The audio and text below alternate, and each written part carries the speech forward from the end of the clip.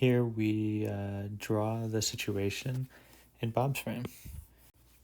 We start out by drawing the ground, Bob, and the tree. Here's our ground. And we're going to have Bob in the tree.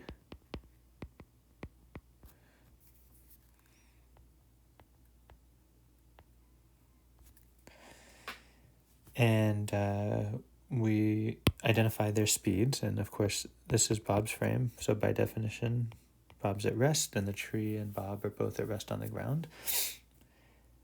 So next we draw the rocket. Okay. And we're going to draw the rocket at the instant that the photon is released, which corresponds to the instant that the back of the rocket is lined up with the tree. So the back of the rocket is aligned with the tree, and at that instant, the photon's released. We can also draw Alice on the rocket as well. Okay, good.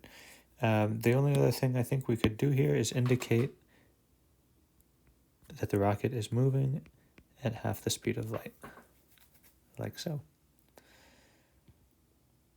And if you'd like, we could label the velocity of the photon for completeness, and that completes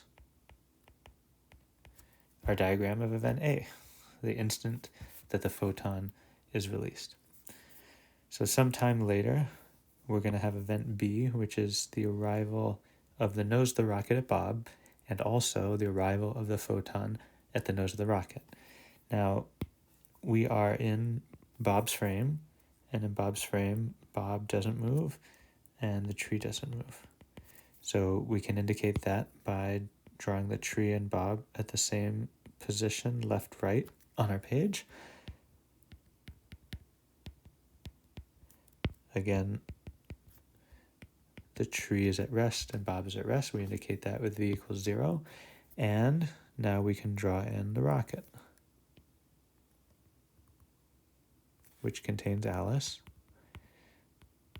Okay, and that rocket is moving at half the speed of light still. And at this instant, the photon has reached the nose, almost like Rudolph the Red-Nosed Reindeer here. V equals C. And that would complete our diagram of the situation for both events A and events B in Bob's frame. Until next time, friends.